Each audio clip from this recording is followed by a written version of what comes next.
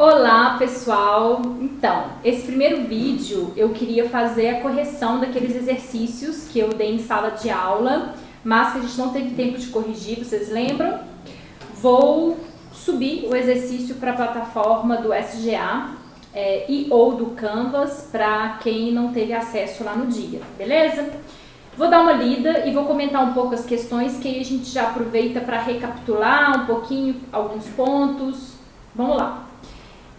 A primeira pergunta da CEMIG, falando assim: a Companhia Energética de Minas Gerais foi responsabilizada por fiscais do Ministério do Trabalho e Emprego e pelo Ministério Público do Trabalho pela submissão de 179 trabalhadores a condições análogas às de escravos em Belo Horizonte. Esse fato gravíssimo comprova na prática a violação de um princípio crucial acerca dos direitos humanos. Vamos ver, olha ali, a letra A. O princípio do relativismo cultural determina que o trabalho forçado seja combatido apenas nos países onde a legislação defina tal conduta como ilícita. Gente, com certeza não, né? Senão a gente nem precisaria falar aí de direitos humanos. Condutas que, ainda que sejam tidas como lícitas em alguns países, mas que sejam contra os direitos humanos, elas serão combatidas, e isso não tem absolutamente nada a ver com o relativismo cultural. O princípio da razoabilidade, pois não é razoável que pessoas sejam submetidas ao trabalho na condição análoga de escravo. Não, a gente não estudou o princípio da razoabilidade, ele não se encaixa nesse aspecto aqui. Princípio do direito humanitário. Gente, o direito humanitário é um ramo do direito, né? Não é um princípio, não existe o princípio do direito humanitário. Pode existir um princípio dentro do direito humanitário, mas em si não é um princípio. É um ramo do direito internacional. Mais precisamente, um sub-ramo do direito internacional dos direitos humanos, tá? Então, resta pra gente como resposta correta a letra D, o princípio da indivisibilidade dos direitos humanos, pois o trabalho na condição análoga de escravo viola a um só tempo os direitos civis e políticos e os direitos econômicos e sociais. Sim, a gente estudou o princípio da indivisibilidade dos direitos humanos, aquilo que a gente comentou, lembram que a gente falou que os direitos humanos, apesar da gente estudá-los muitas vezes em gerações, né, primeira geração, segunda, terceira, quarta, eles são considerados hoje, já existe uma manifestação da própria Assembleia Geral das Nações Unidas de que esses direitos, eles são indivisíveis. Bom, segunda questão, que eu tô vendo aqui que eu coloquei número 1 de novo, mas enfim. Segunda questão, falando sobre esse informativo jurisprudencial, a súmula vinculante número 25 do STF. É ilícita a prisão civil de depositário infiel, qualquer que seja a modalidade do depósito. Os debates no STF que levaram à alteração de sua própria jurisprudência e à adoção da súmula acima consagraram a prevalência do Pacto de São José da Costa Rica e de sua proibição de prisão civil. Bom, a gente falou sobre isso daqui, acredito que na nossa última aula, né, que a gente comentou sobre como o Brasil, ele incorpora os tratados de direitos humanos. Lembram dessa aula, gente? Super importante. A gente percorreu lá 4 posições diferentes, né, alguns doutrinadores que consideram uma coisa, a gente viu como que o STF mudou a própria jurisprudência também. Esse aspecto é super importante e vai nos ajudar a responder essa questão. Vamos lá. Qual que é a opção que contém a tese majoritária que fundamentou a decisão do STF? Bom, aqui vocês já sabem e o próprio enunciado já disse, que é uma tese que mudou, ou seja, antes era de uma forma e depois, com essa súmula número 25, se consagrou uma outra jurisprudência sobre o assunto. Qual é essa outra jurisprudência? É a da natureza supraconstitucional das convenções de direitos humanos? Não, nós vimos que a corrente doutrinária que considera os tratados de direitos humanos supraconstitucionais é uma doutrina bem minoritária, certo? Então não é essa. Natureza constitucional das convenções de direitos humanos? Não. Natureza supralegal das convenções de direitos humanos que faz com que elas sejam hierarquicamente superiores ao Código Civil e ao de Processo Civil. Essa é a resposta correta. Vocês lembram que antigamente o entendimento era de que os tratados de direitos humanos, eles entravam dentro do ordenamento jurídico brasileiro como leis federais. Houve uma mudança de jurisprudência justamente para considerar que as convenções, tratados, nós vimos que são termos sinônimos, né, de direitos humanos, possuem a natureza supralegal, ou seja, estão abaixo da Constituição, mas acima das leis ordinárias. E não natureza de lei ordinária, não, né? A gente viu que não é mais esse entendimento que vigora no STF. Beleza? Então, resposta correta, C.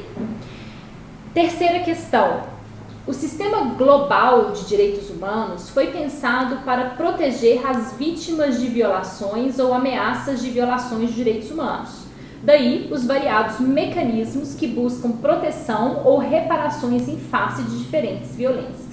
Contudo, dentro do sistema global, há um tratado internacional que instituiu um órgão de caráter permanente e independente, voltado especificamente para o julgamento e a punição de indivíduos agressores e não diretamente para a proteção das vítimas. Gente, qual é esse órgão? É a Corte Internacional de Justiça? Não, porque a Corte Internacional de Justiça, ela não é voltada para o julgamento de indivíduos, ela é voltada para o julgamento de estados, ok? É o Conselho de Segurança da ONU? Não, o Conselho de Segurança da ONU, gente, ele não tem caráter jurisdicional, ok? Nada a ver. É a letra C a correta, o Tribunal Penal Internacional instituído pelo Estatuto de Roma, que é um tribunal permanente voltado ao julgamento e à punição de indivíduos agressores, ok? É a Corte Europeia dos Direitos do Homem? Não, por quê, gente? Por que não poderia ser essa? Porque a Corte Europeia de Direitos do Homem não está dentro do sistema global, está dentro do sistema regional. Lembra que a gente comentou que dentro dos direitos humanos existe um sistema global de proteção, que é o sistema ONU, ok? E a gente tem os sistemas regionais de proteção. A gente tem, igual está falando aqui, a Corte Europeia de Direitos do Homem, a gente tem a Corte Interamericana de Direitos Humanos, que são sistemas regionais. Já o TPI, ele vai atuar dentro de um sistema global, ok? Bom, no que se refere, próxima pergunta. Então, a resposta correta dessa última é a letra C.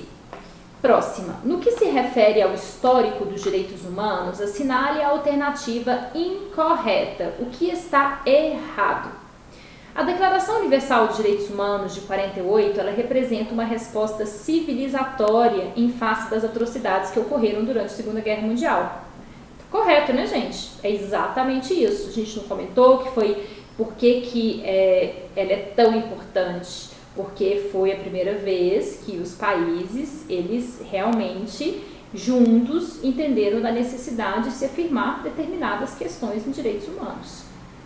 B. Os direitos humanos representam reivindicações universalmente válidas, independente do fato de serem reconhecidas ou não pelas leis. Sim, está correta essa alternativa. São universalmente válidas, por isso que é a Declaração Universal, quer sejam reconhecidas pelas leis dos estados ou não. C. O movimento contemporâneo pelos direitos humanos teve origem na reconstrução da sociedade ocidental ao final da Segunda Guerra Mundial. Certo, né, gente? A Segunda Guerra Mundial nós colocamos como um fato histórico marcante para esse movimento de afirmação dos direitos humanos. D. Os direitos humanos surgiram com a Declaração Universal dos Direitos Humanos. Não, né? Nós vimos lá naquela nossa linha histórica, numa das nossas primeiras aulas, vocês lembram? A gente começou lá na Idade Média a achar vestígios de onde possivelmente se se iniciou a pensar no que a gente chama hoje de direitos humanos. Então, os direitos humanos, eles não surgiram com a Declaração Universal dos Direitos Humanos. A gente partiu lá desde 1215 com a Carta Magna, né? Ok, próxima pergunta. Então, o gabarito aqui dessa anterior é a letra D. Próxima pergunta. Com relação ao histórico dos direitos humanos, em particular, em atenção ao preceituado na Declaração Universal dos Direitos Humanos de 48, assinale a alternativa que não corresponde ao texto da citada declaração. Gente, por mais que a gente não tenha lido, talvez vocês não tenham lido o texto da ADU-DH, com um pouco de raciocínio voltado aqui para a questão dos direitos humanos, a gente consegue responder essa questão, tá?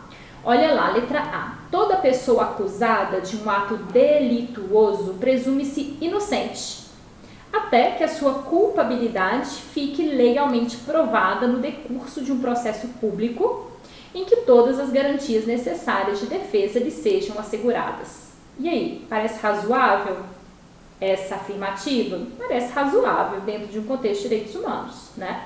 Atenção que a gente está procurando o que a gente acha que não corresponde ao texto da declaração. Então, essa primeira alternativa parece bastante razoável.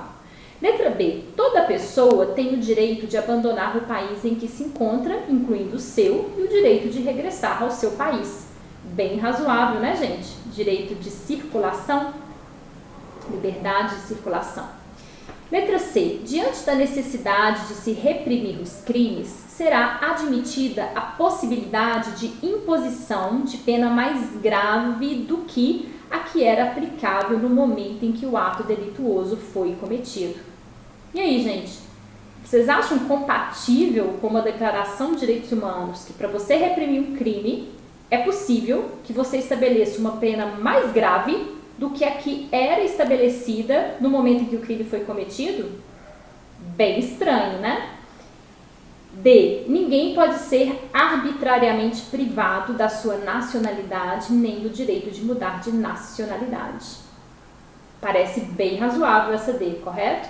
Então, salta aos olhos, é evidente que a alternativa que não corresponde ao texto da ADU-DH é a letra C.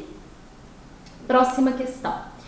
Assinale a alternativa que não se apresenta em consonância com as justificativas delineadas na Declaração Universal dos Direitos Humanos de 48. Vamos lá. Mesma coisa. O que nos parece mais razoável, né, com a ADU-DH? Letra A. Os Estados-membros se comprometeram a promover, em cooperação com as Nações Unidas, o respeito universal aos direitos e liberdades fundamentais do homem e a observância desses direitos e liberdades. Bem razoável, não é isso? Os Estados não se comprometeram a promover os direitos humanos? É isso que está falando. Então, a gente está buscando a que não se apresenta. Letra B.